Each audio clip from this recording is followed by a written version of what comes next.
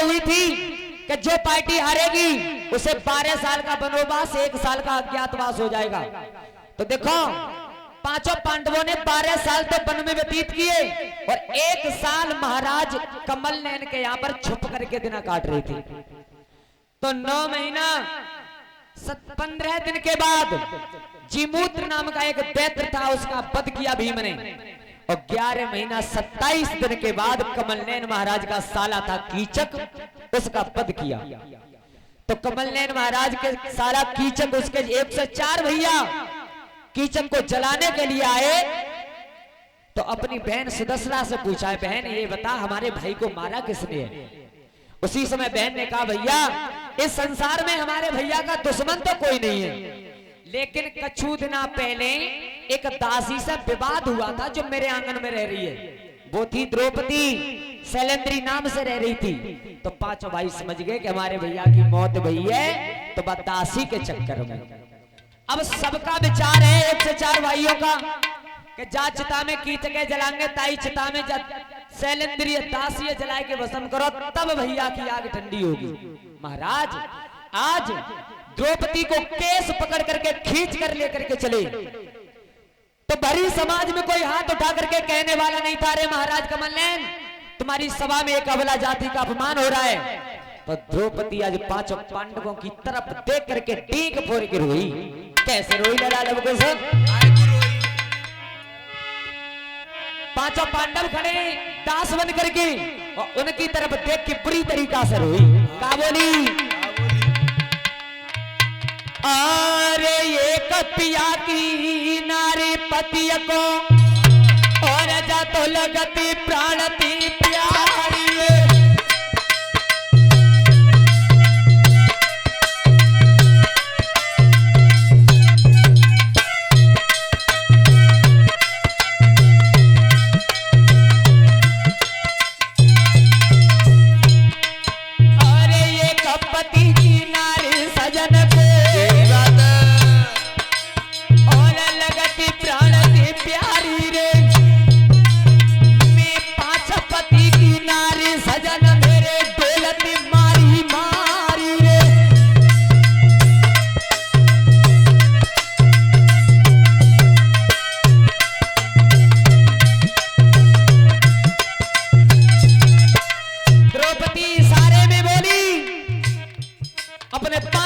की तरफ देख करके और अर्जुन से बोली खास करे, मैं पाचपति की नारी सजना और डोलती मारी मारी रे और बेबल का गए सजना तेने मीना बाप घर मारी रे।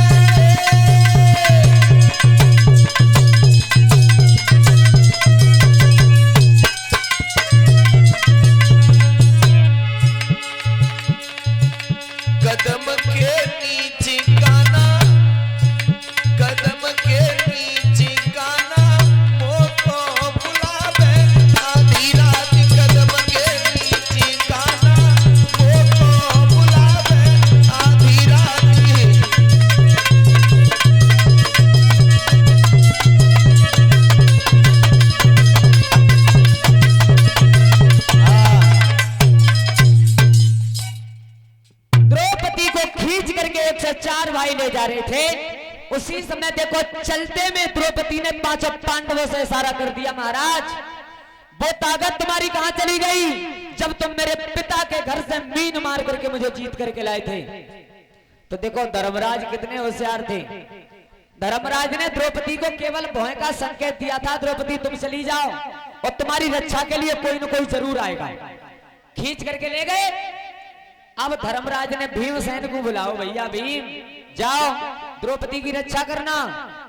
भीम ने की भैया तबते का है वो, तुम्हें तबते कह देते तो वो एक मरोते से चे और मच जाते नहीं है, मरगटता तक जाए की जरूरत ना है बत्ती। धर्मराज ने कहा भीम तुम राजनीति नहीं जानते हो, राजनीति का ये नियम होता है कि हमेशा समय देख करके दाव खेलना चाहिए दुश्मन पे, हमेशा। अब शुभ समय है, जाकर के द्रौपदी की रक्षा करो।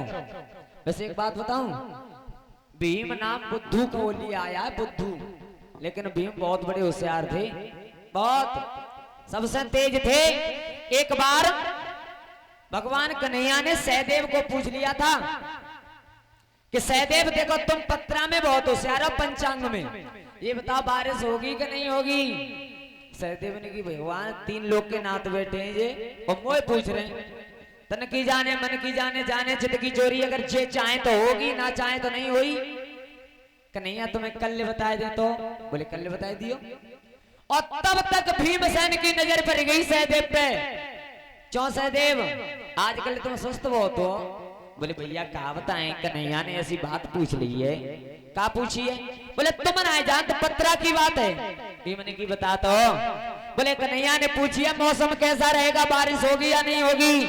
भीमसेन बोलो पागल जानने के बात के पीछे उदास है। कन्हैया को जवाब मेरे हाथ में। कैसे? बोले तू आराम से जा। तो देखो सहदेव को खाना खिलाया भीम ने और खाना खवाए कि सवेरे भीमसेन ने एक चिड़ैया पकड़ी दादा। कैसी?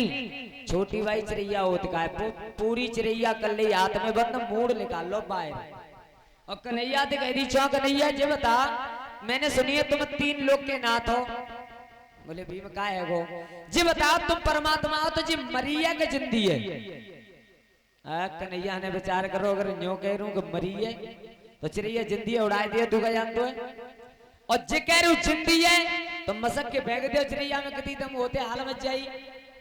भैया भीम कैसी बातें कर रहे हो।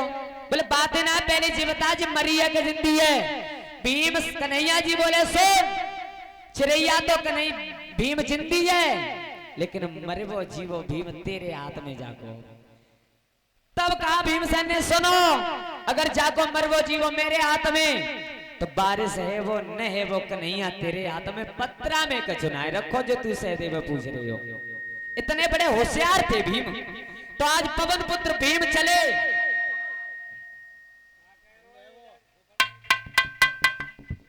कहा मरघट में शैलेंद्री यानी द्रौपदी की रक्षा करने। तो भीम ने एक मति विचारी, ये विचार किया कि अगर मैं सीधा सीधा चला गया एक बच की भाज को तो ज्यादा बात खराब हुई। तो भीम ने अपना फेस बदला, गीता प्रेस महाभारत पैराट करवा के लिखा क्या कैसे। अरे सुनो सभा धरि ध्यान भीम एक दल दल पे आयो, हो जाने कपड़ा धरे उतारी भूत को भेष बनाई आयो।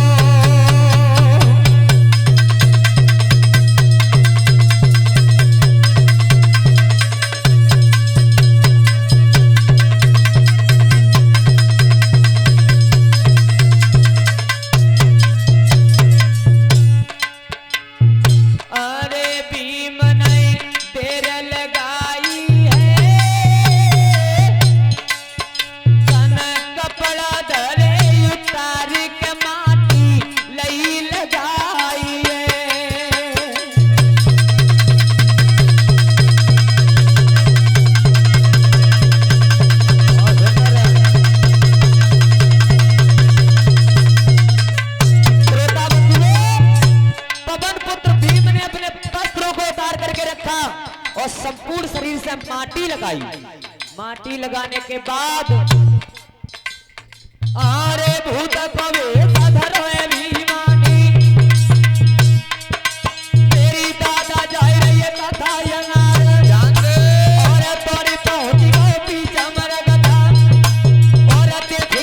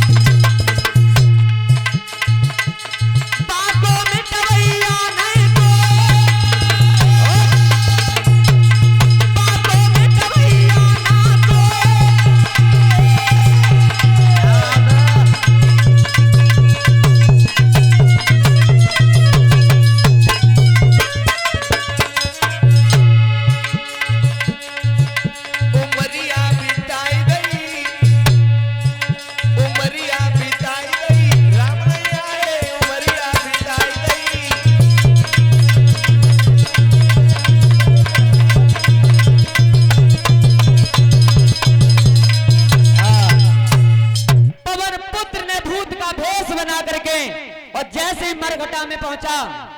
104 भैया कीचक के खड़े देखत कैन पसीना आएगो। भगवान ने तो आदमी देखो ऐसो न मांस न बनमांस पो जानवर कोई ऐसा होती ही ना है। क्यों? क्योंकि भीमसेन का शरीर इतना तंगड़ा था कि बिना 104 में थे आधे इकट्ठे हो जाएंगे तो बराबर है पाके। अब देखो जावा दे तुम जानते हो मरवे को डर से बनने लगत है, चाहे 12 साल को हो चाहे 80 साल को हो, मरवा कोई ना चाहते। अब सवर्ण के दिल में बह बैठ गई। बह कितनी बुरी।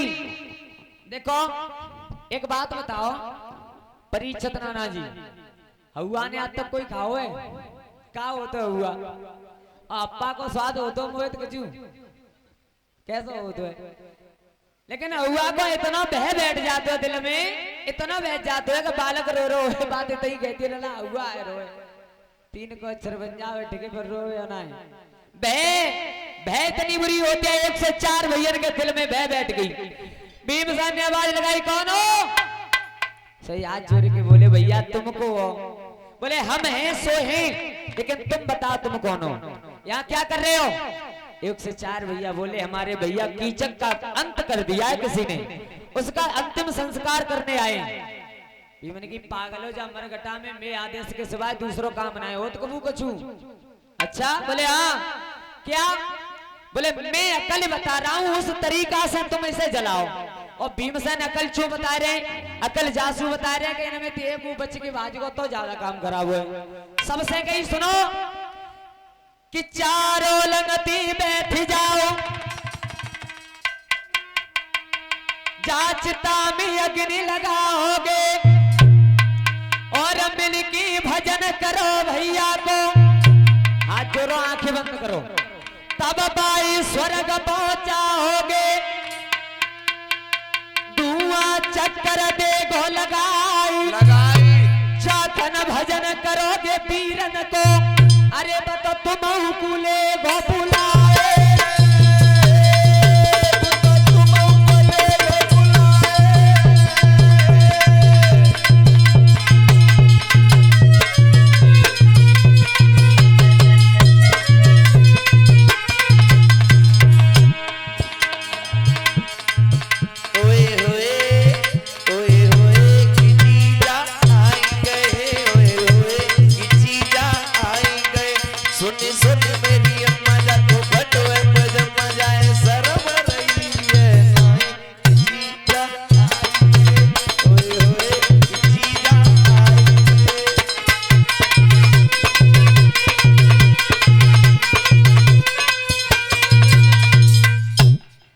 और 51 रुपए से सम्मानित किया है हमारे